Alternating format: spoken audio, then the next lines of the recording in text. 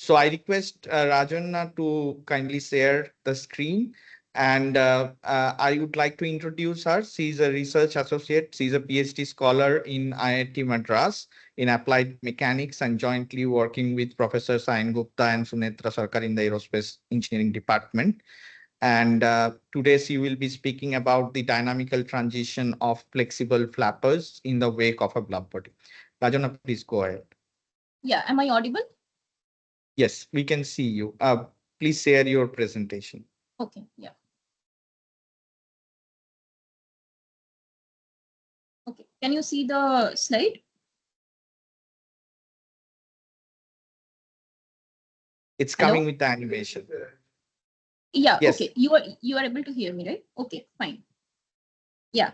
So hi, thanks for the introduction. I am Rajanya Chatterjee from IIT Madras. I work so today my presentation is on the dynamical transition of a flexible flapper in bluff body wake. This work is done with Professor Chandan Bose from University of Birmingham, as you all know him. Professor Sayan Gupta and Professor Sunetra Sarkar from IIT Madras, where I work as their PhD student. So this is my table of contents. I will not waste much time and start with the motivation of the problem. So yeah, as all the fluid structure interaction problems, this problem is also inspired from the nature. And I'd like to say that as you saw in my first title slide, I had a fish, a deformed fish figure there and a flapper figure there, which was a small experiment done in our lab sometime back with Professor Bose itself. So this particular block body flapper situation is basically inspired from fish locomotion, and to be particular, from a particular situation which arises in the aquatic environment where the fishes basically stay behind some kind of obstruction. Now, this obstruction can be of various types. It can be some kind of man-made obstruction of some kind of a shipwreck or a natural thing like a coral reef kind of structure, or even the fish school formations where there is some upstream fish which is generating some kind of fluidic disturbance or the vortical disturbances which disturb the fish body. So basically, this in these situations, it has been observed by various researchers that the fishes are actually able to reduce the energy that is needed for them to hold station behind this kind of structures or propel towards that obstruction. And this was of our interest because in my PhD, basically, I am looking into the energy harvesting from the fluid structure interaction problems of flexible flappers. And it was very interesting to note that the fishes are actually able to reduce the energy needed in order to propel or hold station. So it would be of our interest if we can harvest energy in that particular situation. I will not go into the energy harvesting part as of now because that we are currently looking into with our in-house solver. Rather, before going into the energy harvesting part of the problem, we first looked into how the dynamical transitions of these flapper oscillations happens, because that was very important to identify which are the situations where we can actually think of harvesting energy. So that part of the problem was basically done with this openFOAM solver, and this conference seems to be a perfect place to present that part of the result. Now, yeah, having said that, so we basically have a very simplified model of this upstream obstruction, which is as a bluff body, and there is a flapper at the downstream of it.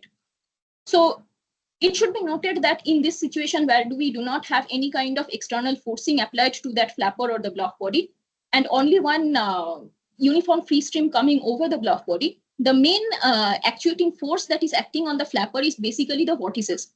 So the vortices will have some frequency content in it, basically the vortex shading frequency, which will interact with the natural frequency of the flapper.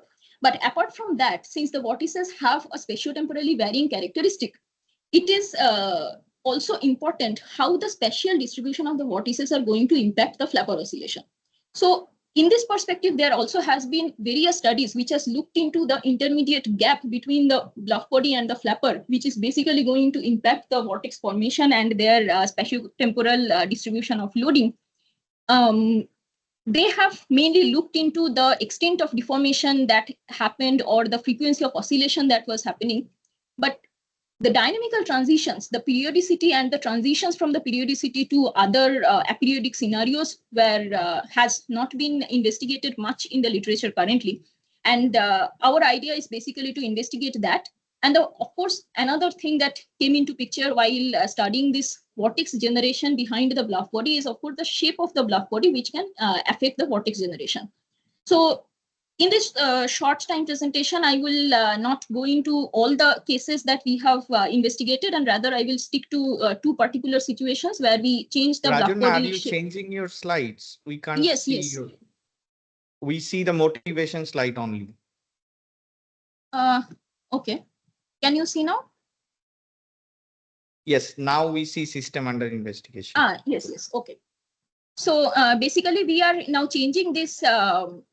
We have looked into two situations. One is the bluff body shape, which is the circular bluff body and an elliptical bluff body, and another we have looked into the flapper location behind the bluff body. So in form of changing the gap and changing the offset location. So for this purpose, we have used the openFOAM solver, the FSI-FOAM extension on the openFOAM solver. And the FSI-FOAM extension of the solver is basically capable of solving the multiphysics problems. Here we have one rigid body and one flexible body, and we have a free stream flow coming over it. This particular solver is capable of capturing the high deformation, and since this is a fish-inspired flapper, it is expected to have very high deformation as we choose a higher level of flexibility. And it is also a second-order accurate solver in both space and time. Yeah, I will not go into much detail of the, I'm sorry about the taskbar, much detail of the solver because it is already available in Tukovic et al.'s paper. I have mentioned it here, it might not be visible. You can find it in Transaction of Phenomena paper in 2018. So I'm not going into the details of the solver. I'll just touch upon some of the important parts of it. So in the ALE form, the Navier-Stokes equation is taken here with UM being the mesh motion velocity, and the solid equation is written in the Saint-Venant-Kirchhoff beam in total Lagrangian form here. So the important parts of the fluid solver is fluid and the solid solvers I have just written here. You can find the solver details in the paper that I mentioned earlier. So both of them are discretized using the finite volume discretization. The fluid solver uses the Piso algorithm for pressure, and momentum and continuity equations are combined by Rajanya method. Further details I'm not mentioning, and I will go to the validation that we have done for the solver. Since the solver is already validated in the paper, we still did validation with quantitative and qualitative solutions. And yeah, so now for the results, basically we first what we looked into is the circular bluff body case, and at a particular gap, we have kept the flapper. When the flapper was attached with the bluff body, there was basically no vortex formation in the intermediate region, and rather the vortex formation would happen at behind. In this situation, we had observed that it was a perfectly periodic oscillation case.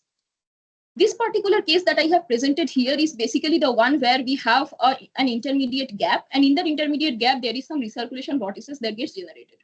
When we look at the flapper tip oscillation, we see that the time history is a perfectly period 2 oscillation. But when we look further into the frequency content of the flapper tip, we see that there is two frequencies coming into picture. They are almost the harmonics of each other, but not exactly, which is why they have this incommensurate nature, and this gives rise to a very weak periodicity. And that weak periodicity can also be seen in terms of the tip locus of the flapper as well as the phase portrait. And we see that the figure 8 curve basically do not repeat exactly in each cycle. And the same is also observed in case of this, in the mild modulation that is observed in case of the wavelet analysis.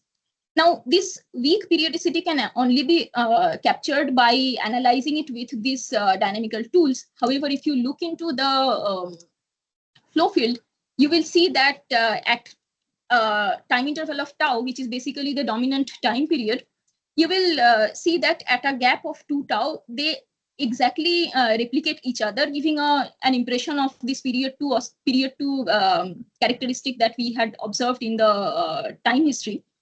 And here you cannot see the quasi-periodicity much. However, because it is very weakly present here, when you change the bluff body shape from circular to elliptical, what we see is the tip oscillation has now become much irregular comparatively, and the two incommensurate frequencies can be observed here. As a result, in the phase portrait as well as the tip locus, we see that it has engulfed the whole space instead of a clean figure 8 curve. And this gives us the pure quasi-periodic effect. As you can see in the intermediate region now, in the elliptical, between the elliptical bluff body and the flapper, there is very strong recirculation vortices that are interacting with the shear layers. And as a result, at the gap of tau and 2 tau, we see that the flow fields are quite different from each other. Now, I will not go into the details of the other cases. Rather, I'd like to touch on two particular cases which are of interest. One is basically the case where we increase the gap even further, and we see that the quasi-periodic case has now transitioned into a completely chaotic case, and we see a broadband frequency spectrum in the power spectral density plot. And clearly the phase portrait and the tip locus has become completely chaotic, as well as the deformation envelopes and the wavelet figures. If you see the flow field figures in these two cases, you will see that there is absolutely no similarity in between them, and this is also another characteristic of the chaotic flow fields. However, what is interesting to note that when in these two particular cases where we saw the strong aperiodicity, the quasi-periodic and the chaotic case, when we changed this situation to when we broke the symmetry of this problem and we changed this location from perfectly symmetric situation to an offset of 0.15 t, here we saw that the periodicity was actually reinstated, and the frequency of, as you can see in the PSD plot, basically superharmonics came into picture, and we had a clean peak of F1. So in this situation, as expected, the flow fields became completely periodic, and they repeat after each tau or the major time period. So this basically helped us understand that where exactly the periodicity can be occurring, and this kind of periodic oscillation is the ones that we would basically prefer where, when we are going to think about energy harvesting for a sustained voltage output, etc. I'll not go into the frequency interaction. I think I'm over my 10 minutes time. So yeah, so basically to summarize, in case of the circular bluff body case, what we saw is as we changed the flapper location from 0 to higher and higher gaps, we saw that the periodicity changed from period 1 to period 2 with mild quasi-periodicity, and then to period 1 with mild quasi-periodicity. There was not much change. However, when we made the circular bluff body an elliptical one, we saw that with gap, it actually changed from a periodic oscillation to a completely quasi-periodic oscillation and a chaotic oscillation. And as we changed the offset location, we saw that from the quasi-periodic and the chaotic case, in both cases, we identified the offset locations where we actually saw the periodicity getting reinstated. So yeah, so this is what we could achieve with this openFOAM solver, and I'd like to thank the High Performance Computing Center of IIT Madras, where we ran all the simulations, and the study has been funded by DST Government of India. Yeah, so I'd like to conclude my presentation. Thank you. Thanks a lot, Rajanya. It is, I think it is time to take some questions, but I think we are going late, and because our speakers will join from different continents, I request you to answer the questions that has been raised in the chat, and we move forward with the next talk. Okay. So I now request Doudou Huang to please unmute yourself and please share your screen. Okay.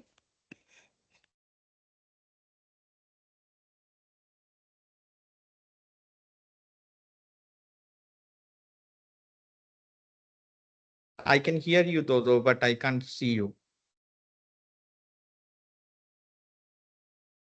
Chandan, can you see me now? Yes, I can see you. Yes. we can see your presentation also. So before Dodo starts her presentation, let me quickly introduce her.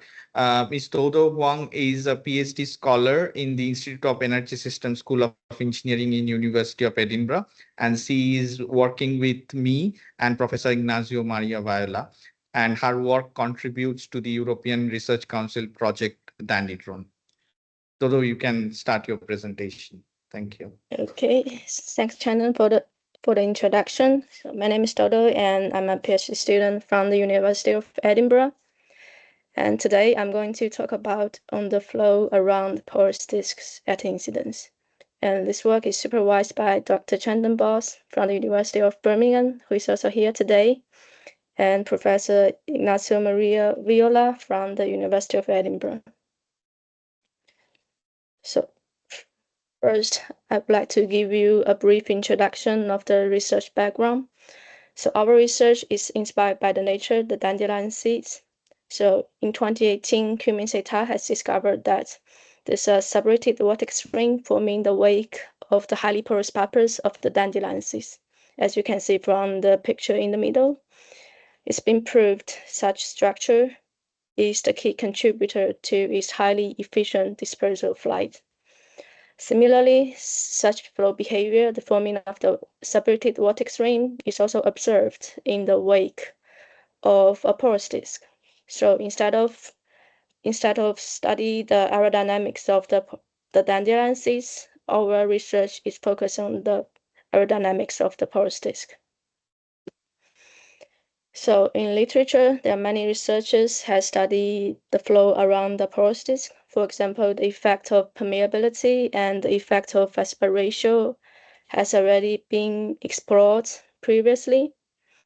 And more recently, Bose et al. Has studied the effect of inclination on the flow around a 2D porous plate. So we do have some knowledge about the effect of inclination on the 2D flow, but how about 3D?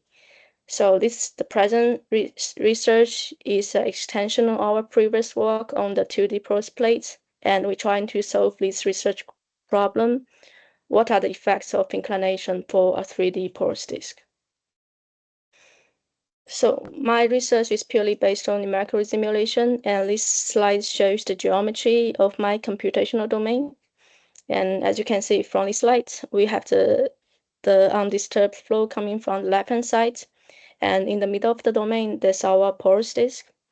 And both the porous disk and its surrounding sphere can be rotated to specific angle to achieve the change of inclination. And arbitrary mesh interface is used here to enable the communication between the inner part and outer stationary part. And here are some of the dimensions.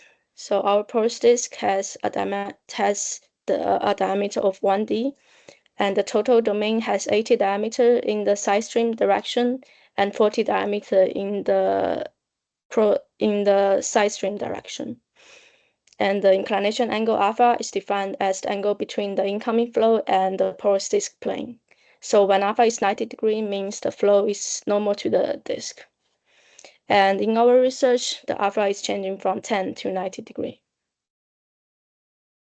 And as for the governing equation, we are solving the non-dimensional continuity equation and the non-dimensional Darcy-Brickman equation using the porous icoform solver within the framework of openFOAM. So epsilon here is the porosity of the medium, and Darcy is the non-dimensional permeability of the medium. So for the modeling of the clear fluid, epsilon is set to 1 and Darcy is set to infinity. So we're basically solving the Navier-Stokes equation for the clear fluid.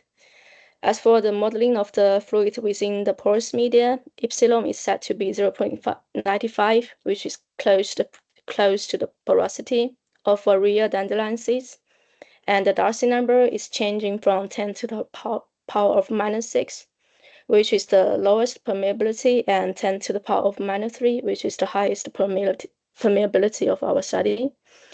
And we run the simulation for two Reynolds number 30 and 100. So under this low Reynolds number, our flow is always steady.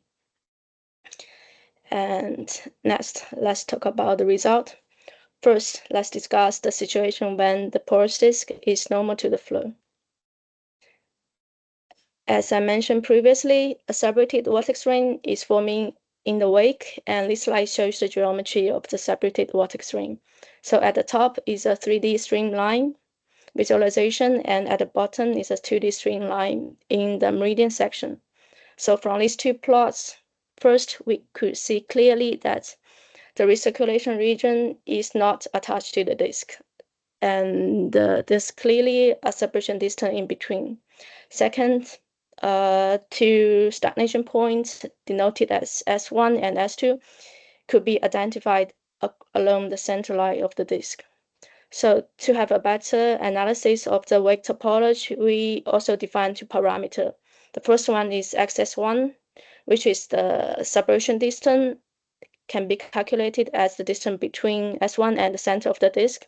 The second parameter is the wake or the length of the recirculation region LS, which is the distance between S2 and S1. And this slide shows how the position of S1 and S2 changes with changing Darcy number. So as you can see from this plot, the lower half of the plot of the curve is the position of the x coordinate of the S1, and the upper half of the curve is the x coordinate of S2. So when Darcy is within the effectively impervious region, both S1 and S2 stay in the original place. So we are basically observing a recirculation region which is attached to the disk and with constant length when Darcy is within this region.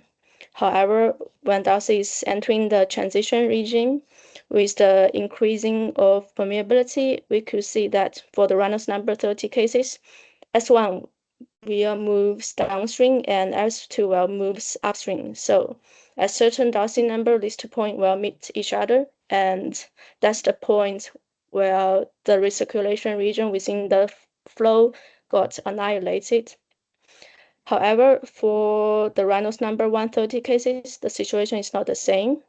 For S1, still with the increasing permeability, S1 will moves downstream, and at this time S2 will also moves downstream a bit, so the length of the recirculation region will maintain at a relative high permeability.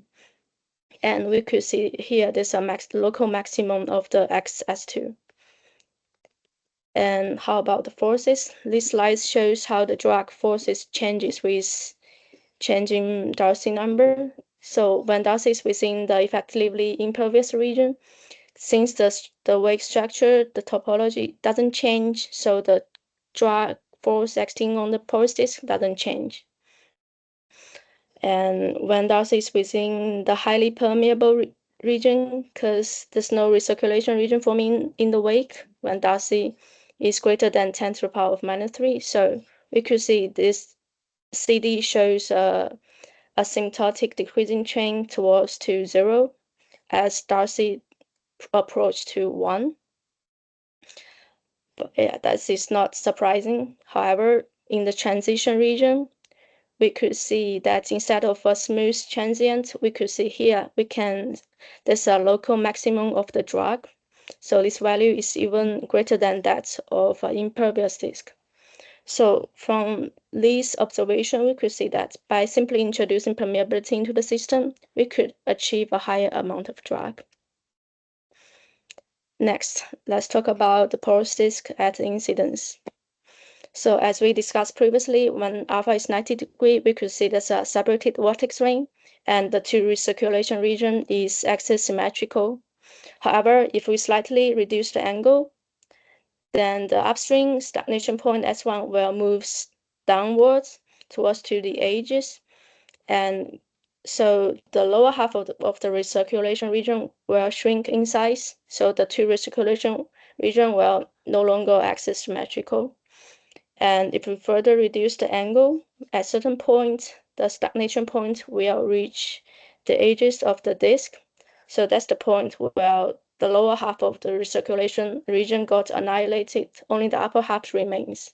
And if we further reduce the angle, even the upper half of the recirculation region will disappear. So these slides just give you an idea of how the number of recirculation changes with the changing inclination angle alpha. And here is a summary of the wake topology with different combination of alpha and Darcy.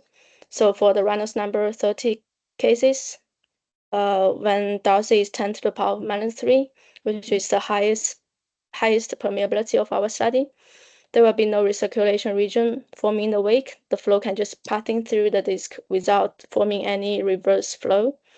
However, for a slightly lower permeability, the number of recirculation region will change from 0 to 2 if we increase the angle from 10 to 90 degrees. So one recirculation region is observed when alpha is between 50 to 70 degrees, and 2 is observed when alpha is between 80 and 90 degrees.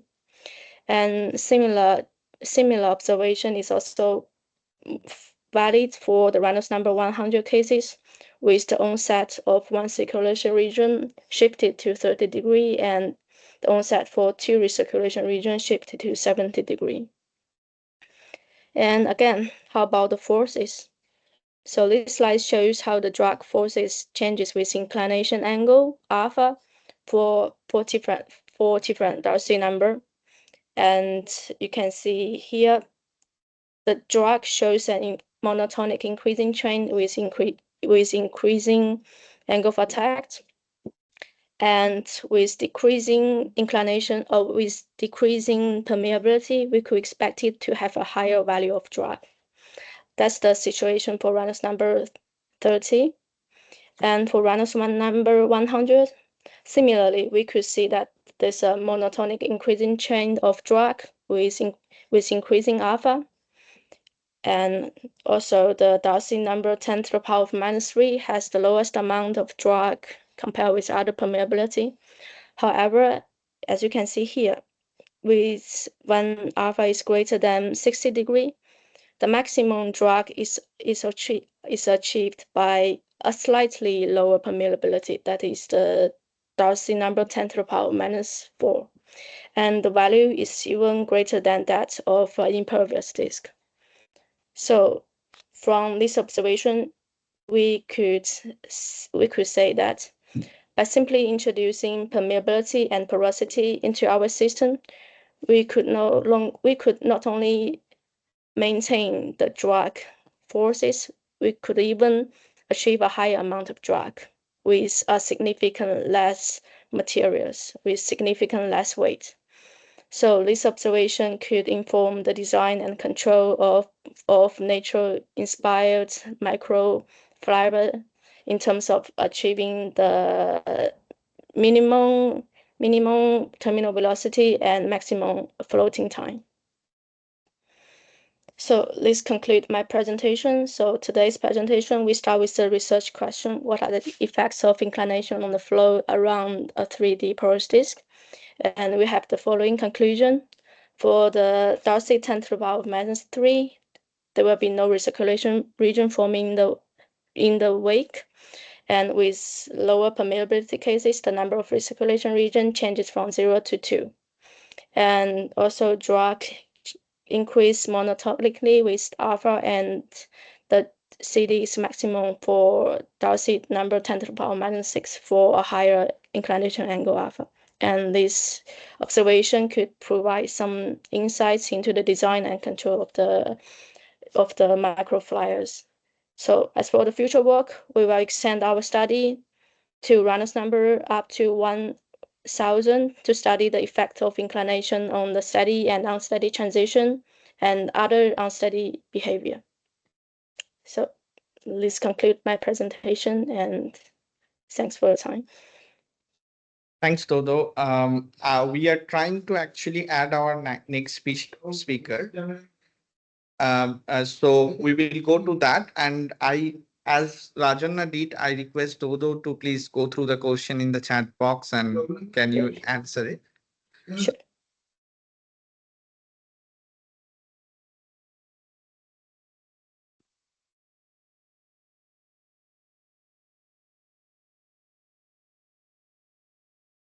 Arhata, can you try to switch on your camera and try to speak?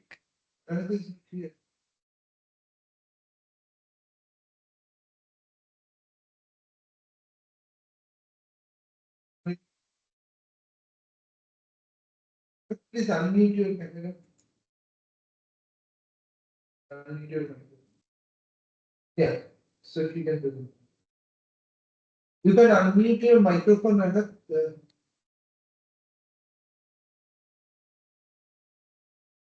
We can't hear you actually. There's some issue.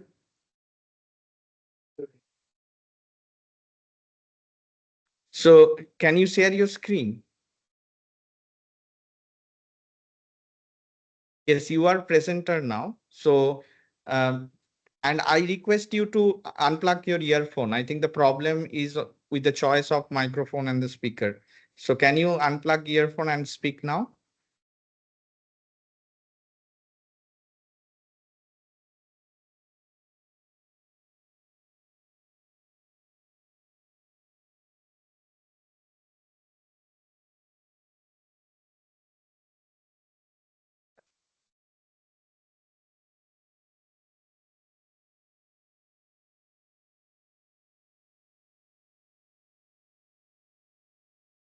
We can't hear you still.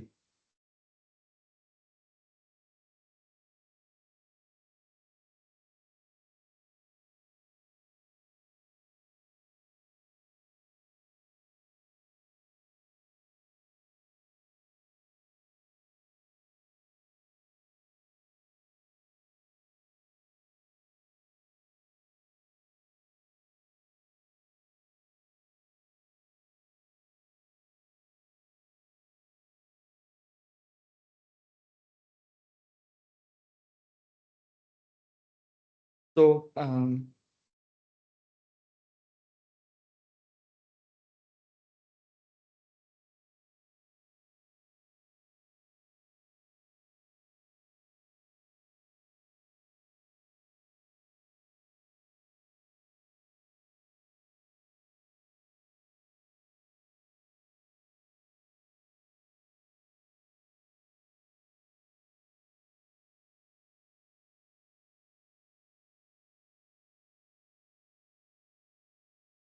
And unjoin and rejoin.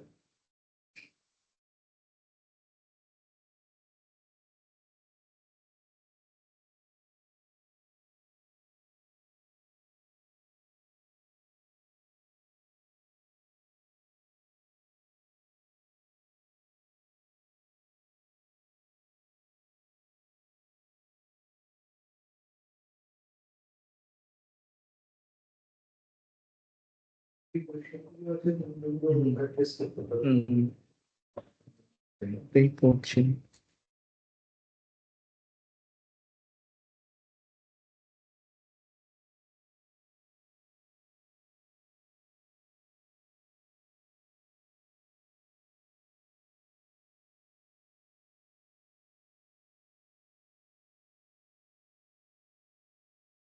Can you try from another machine?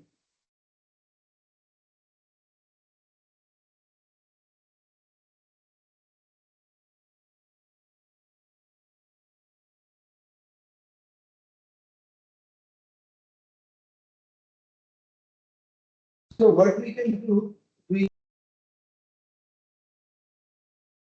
Yes. so 11:30 to 11:45. So I suggest Take that 10 minutes break. yeah, I suggest that we take 10 minutes break, which was already designed. We actually are far, but the next training session is the first training session, and our speaker is joining from Canada. So we can't delay that because it is almost midnight for him. So we will continue with this talk after the training. And by the time our speaker actually fix it out. So I request all of you to rejoin us in 5 to 10 minutes. And we start with the first training session. And after that, we'll continue with the talks. Thank you.